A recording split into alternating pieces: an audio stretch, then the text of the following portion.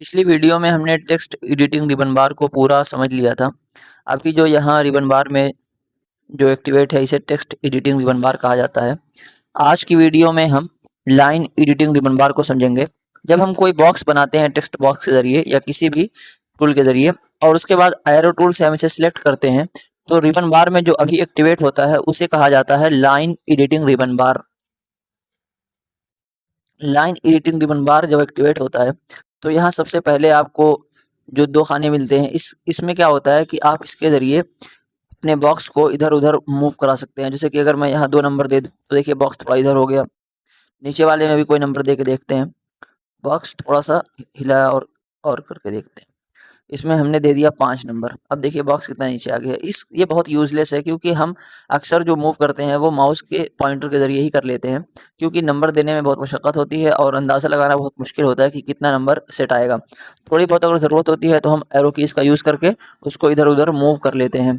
उसके बाद ये जो खाना है, ये बॉक्सेस को नंबर देने के लिए आता है कि आप कितना नंबर देना चाहते हैं। जैसे कि जब हम किताबों की सेटिंग करते हैं, तो किताबें अक्सर लिखी जाती हैं 4 बाई 7 में, यानी उसकी चौड़ाई जो है वो 4 होती है 4 इंच और लंबाई जो है वो 7 इंच होती है। हो सकता है आपके इन पेज में यहाँ जब आप 4 बाई 7 की जो है साइज़ दें, तो बॉक्स बहुत छोटा बन कर के आता हो। अभी तो देखिए हमारे में इतना बड़ा बनकर आ रहा है, लेकिन हो सकता है आप में बहुत छोटा बॉक्स बनकर आए, तो मैं वो भी करके आपको दिखा देता हूँ। आप जब साइज़ देते होंगे, तो हो सकता है वो कुछ इस तरीके से बनकर आए। यहाँ हमने दिया 4 नंबर और नीचे वाले में हमने दिया 7 नंबर। तो हो सकता है कुछ इस तरीके से छोटा-सा बॉक्स बन के आए और फिर आप परेशान रहें कि 4 बाई 7 तो दे रहा हूँ। देखिए यहाँ अभी जो आपने नंबर दिया वो मिलीमीटर में दिया है और जो हम बॉक्स बनाते हैं किताबों की सेटिंग के लिए वो इंचेस में होता है। तो इन पेज में पहले से मिलीमीटर रहता है, इसकी सेटिंग करनी पड़ती है और सेटिंग होती है आप एडिट में जाइए, एडिट में जाकर प्रेफ़रेंस में जाइए और यहाँ डॉक्यूमेंट में जाकर जनरल के सामने मिलीमीटर हटा करके इंचेस में कर लीजिए क्योंकि अक्सर काम इन पेज में जो होता है वो इंचेस में ही होता है। तो यहाँ इंचेस क्लिक कीजिए और ओके करने के बजाय सेव एज़ डिफ़ॉल्ट कीजिए। जब आप सेव एज़ डिफ़ॉल्ट कर लेंगे, तो ये इन पेज को मालूम हो जाएगा कि हर काम आप इंचेस में ही कर रहे हैं। सिर्फ़ ओके करेंगे इन डिफ़ॉल्ट किए बगैर, तो सिर्फ़ इसी फ़ाइल में आप इंचेस में कमांड दे सकते हैं और अगर सेव एज़ डिफ़ॉल्ट कर लेंगे, तो जब भी कोई नई फ़ाइल खोलेंगे, इन पेज आपको इंचेस में ही कमांड देने के लिए तैयार रहेगा। तो हम चलिए इसको कमांड देते हैं 4 बाई 7 का। ये देखिए 4 बाई 7 का हमने इसको कमांड दिया, इतना बड़ा बॉक्स बन के आया। अक्सर जो काम होता है इन पेज में वो इतने ही साइज़ में किया जाता है, किताबें जो बनाई जाती हैं। देखिए 3 साइज़ चलती हैं किताबों की, सबसे ज़्यादा 4 बाई 7 यानी 4 चौड़ाई और 7 इंच लंबाई, दूसरा है 5 बाई 8 और तीसरा है 6 बाई 8। अब उसके बाद हम इसको समझते हैं नन का क्या मतलब है। देखिए अभी जो आप ये जो चारों तरफ बाउंड्रीज़ देख रहे हैं, अगर आप प्रिंट करेंगे, तो ये बॉक्सेस की बाउंड्री बनकर नहीं आएगी। यहाँ अगर आप सही में कोई लाइन चाहते हैं चारों तरफ, तो यहाँ इसको बॉक्स को सिलेक्ट करके ऐसे सिलेक्ट करके नन के बजाय यहाँ ये सिलेक्ट कर लीजिए। तो अब अगर आप प्रिंट करेंगे तो चारों तरफ ये लाइनें आएँगी और अगर आप इसको और मोटा रखना चाहते हैं तो नीचे वाले खाने में एक पॉइंट रहता है, इसको आप और मोटा कर सकते हैं। जैसे मिसाल के तौर पर हमने इसको कर लिया है 5 पॉइंट, ठीक है, 6 पॉइंट मोटा कर लिया। इसमें बहुत सी डिज़ाइन्स भी होती हैं, जैसे कि ये वाली डिज़ाइन है और बहुत सी ऐसी डिज़ाइन्स होंगी जो आप किताबों में देखे भी होंगे, अक्सर यूज़ होती रहती हैं।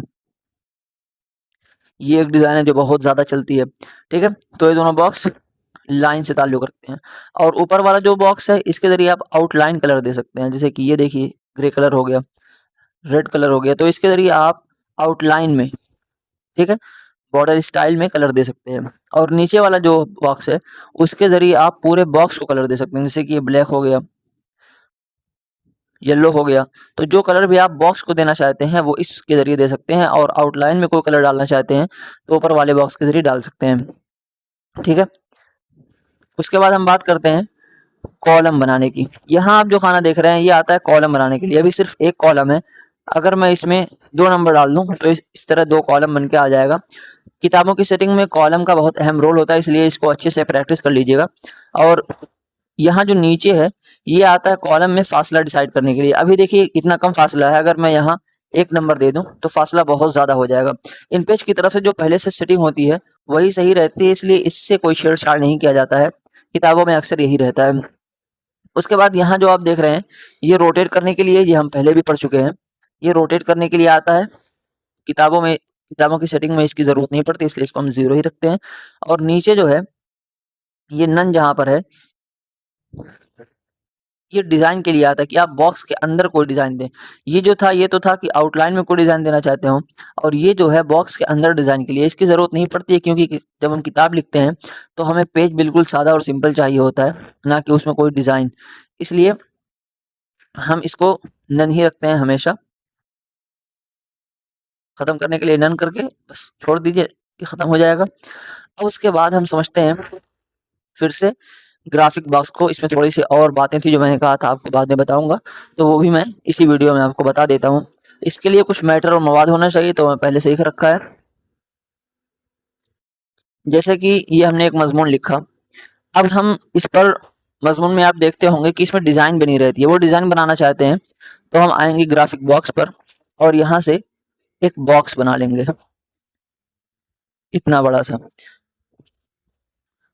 अगर आप इसको कुछ ऊपर-नीचे करना चाहते हैं, तो यहाँ से इसको ऊपर-नीचे भी कर सकते हैं और दाएँ-बाएँ भी आगे-पीछे इसको कर सकते हैं।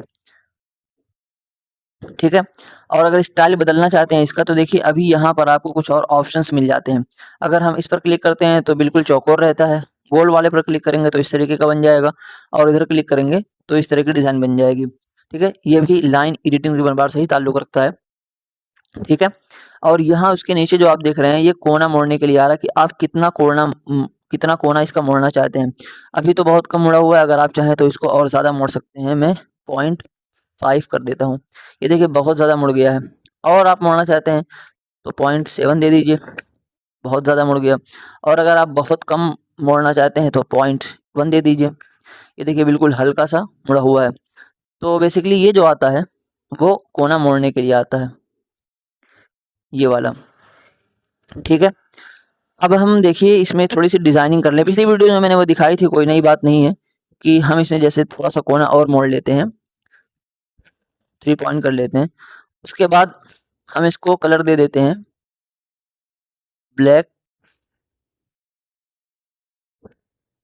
यहाँ से, और एडिट में जाके इसको सेंड टू बैक कर देते हैं। जैसे हम फाइल को राइटिंग मोड में लाएँगे, ये बॉक्स गायब हो जाएगा। उसके बाद हम इस टेक्स्ट को ब्लैक से व्हाइट कर देंगे, और अब देखिए कुछ इस तरीके से आउटलुक आता है। तो ये बहुत शानदार लगता है। इसमें आप और भी डिज़ाइनिंग कर सकते हैं अपने हिसाब से, जैसा आप चाहें। तो मैंने बस एक तरीका आपको बता दिया। तो यहाँ पर आपका लाइन एडिटिंग रिबन बार मुकम्मल हो गया। अब हम फिर से आगे पढ़ेंगे दूसरी वीडियो में।